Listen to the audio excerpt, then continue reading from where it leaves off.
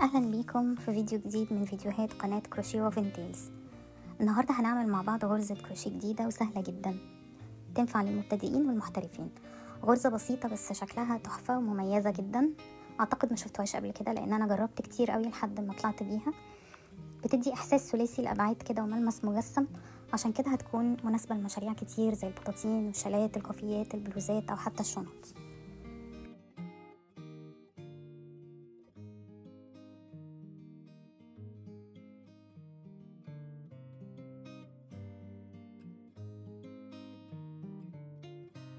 خلينا نبتدي مع بعض خطوة بخطوة ونشوف ازاي عملتها. انا طبعا استخدمت خيط سميك شوية والابرة المناسبة ليه. تقدروا تستخدموا طبعا اي خيوط، والمقاس الابرة هيكون مناسب للخيط اللي انتوا اخترتوه. اول حاجة هنبدأ بعقدة البداية، وبعدين هنعمل عدد من السلاسل يكون عدد زوجي.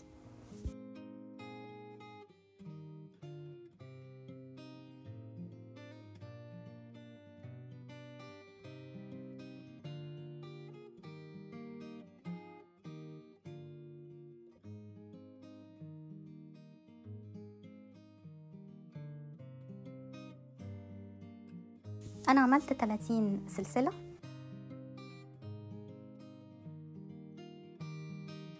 بعدين بنعمل 3 سلاسل ونبدأ نعمل عمود بلفة من اول الغرزة الرابعة لحد اخر غرزة.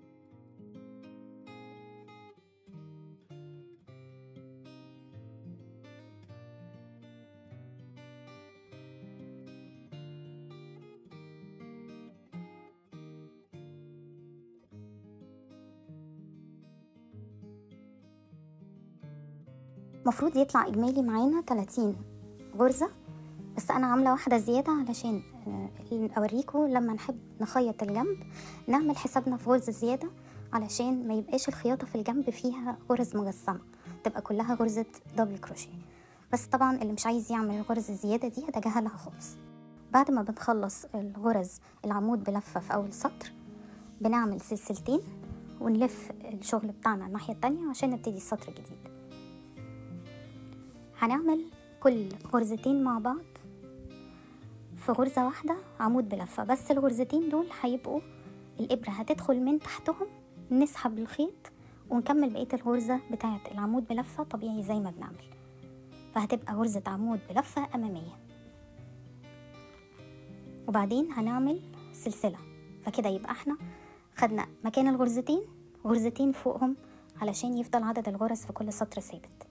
نكرر تاني، كل غرزتين عمود بلفة هناخدهم مع بعض فوق غرزة عمود بلفة أمامية، وبعدين نعمل سلسلة.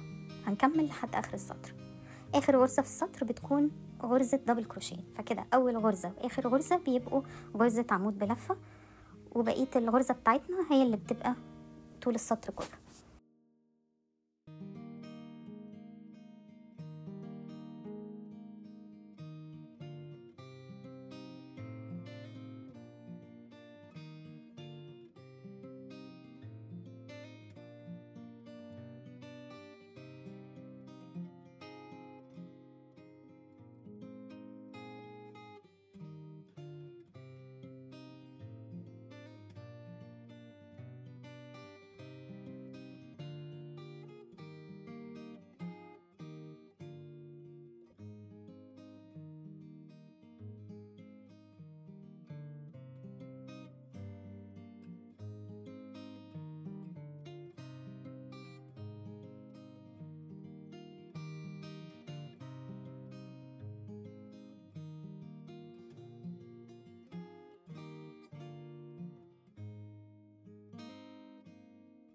السطر اللي بعده هنعمل سلسلتين ونلف الشغل عشان نبدأ السطر الجديد.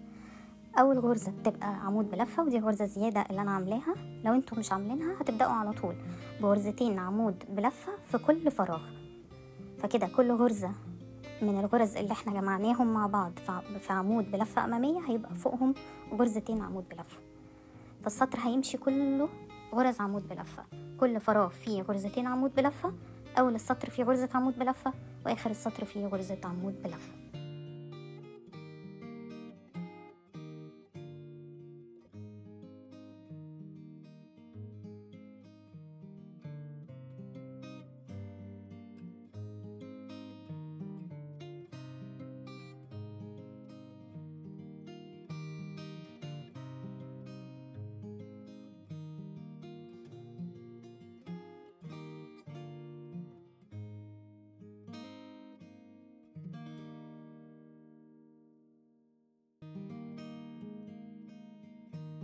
دول السطرين اللي احنا بنفضل نكررهم علشان نوصل لشكل الغرزة النهائي. طبعا بعد ما نكررهم كتير هيبان عندنا شكل الغرزة.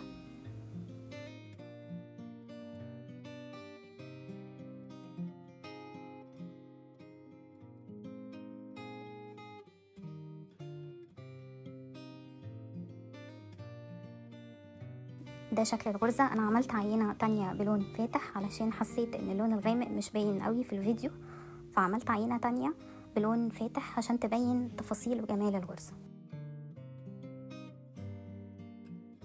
ده شكل الغرزة الجديدة بتاعتنا، غرزة كروشيه ثلاثية الابعاد مجسمة، سهلة جدا للمبتدئين، مختلفة ما شفتهاش قبل كده في شغل خالص، وهتكون غرزة جديدة نقدر نعمل بيها مشاريع كتير. يا ريت تقولوا لي في التعليقات رأيكم فيها وازاي ممكن تستخدموها. تعالوا ندي افكار لبعض كده، وما تنسوش طبعا تعملوا لايك واشتراك في القناة وتفعلوا الجرس عشان يوصلكم كل فيديوهاتي الجديدة. شكرا ليكم واستنوني في فيديو جديد.